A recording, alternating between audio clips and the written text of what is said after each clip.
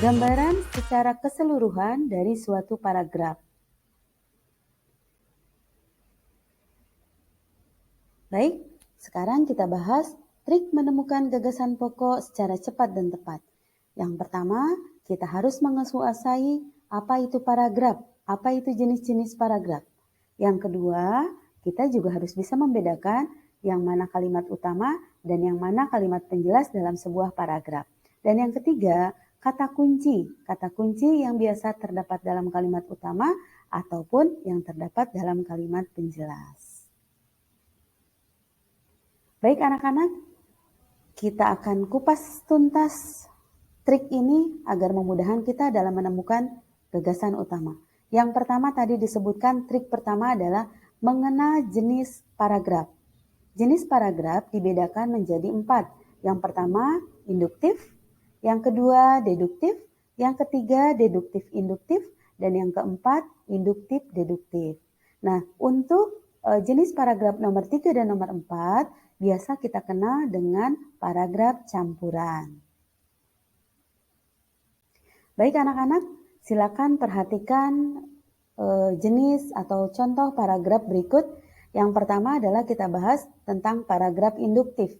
Paragraf induktif ini pola penyajiannya adalah khusus umum. Artinya, di dalam paragraf induktif ini dijelaskan terlebih dahulu rincian-rinciannya, uraian-uraiannya, baru disambut dengan pernyataan umum atau kalimat umum.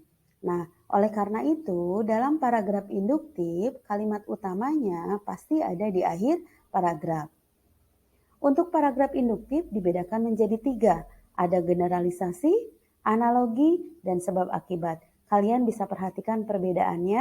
Nah, secara singkat Ibu jelaskan untuk generalisasi, dia menjabarkan dulu penjelasan-penjelasan, baru diambil satu kesimpulan. Yang kedua, analogi, dia menjelaskan juga di awal tetapi dengan penjelasan membandingkan antara satu dengan yang lainnya. Dan yang ketiga, induktif sebab akibat. Di sini disebutkan dulu penjelasannya yaitu penyebab-penyebab terjadinya banjir, baru akibat dari terjadinya banjir itu apa. Sehingga bisa disimpulkan di sini dari ketiga jenis paragraf ini yang termasuk ke dalam paragraf induktif, semua kalimat utamanya ada di akhir paragraf. Baik, berikutnya paragraf yang kedua yaitu paragraf deduktif. Paragraf deduktif ini kebalikan dari paragraf induktif, yaitu pola penyajiannya umum khusus. Artinya, dia mengungkapkan dulu pernyataan umumnya, baru memberikan penjelasan-penjelasan atau rincian-rincian. Sehingga bisa disimpulkan bahwa untuk paragraf deduktif, kalimat utamanya ada di awal paragraf. Kemudian yang ketiga, paragraf deduktif-induktif atau disebut paragraf campuran. Nah, paragraf campuran deduktif-induktif ini, kalau kita ingat dengan penjelasan tadi, deduktif itu berarti polanya umum khusus, berarti kalimat utama baru penjelasan, sedangkan induktif itu khusus umum, penjelasan dulu baru kalimat utama. Nah, bisa disimpulkan di sini bahwa kalimat utama untuk paragraf campuran deduktif-induktif terdapat di awal dan di akhir paragraf. Silakan disimak ya nak ya untuk jenis contoh paragrafnya. Berikutnya yang terakhir, induktif deduktif. Ya, untuk paragraf induktif tadi polanya adalah khusus umum. Berarti kalimat utamanya ada di akhir, sedangkan deduktif umum khusus. Nah, ini bertemulah bahwa kalimat utamanya ada di tengah paragraf. Jelas ya nak ya? Oke. Kita lanjut, untuk trik yang kedua adalah menemukan kalimat utama dan kalimat penjelas dalam sebuah paragraf. Kita mengetahui bahwa paragraf yang baik terdiri dari satu kalimat utama dan beberapa kalimat penjelas. Di dalam kalimat utama terdapat gagasan utama atau gagasan pokok. Dan di dalam kalimat penjelas terdapat gagasan penjelas.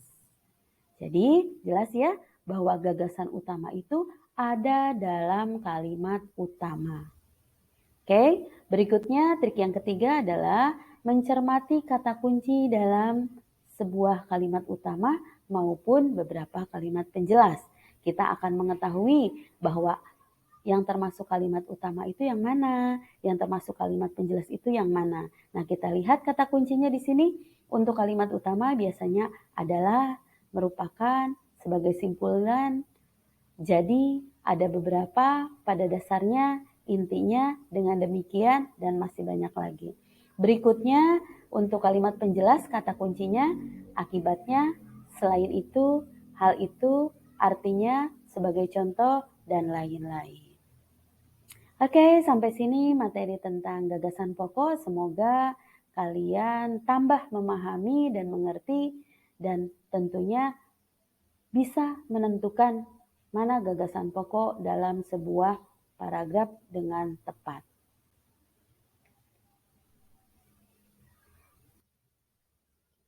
Oke, saatnya kuis. Oke, kuis untuk kali ini hanya satu, yaitu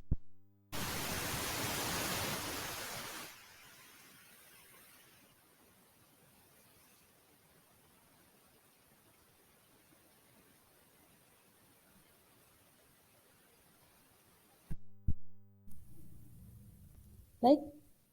Alhamdulillah, terima kasih kalian sudah mau belajar bersama. Salam literasi.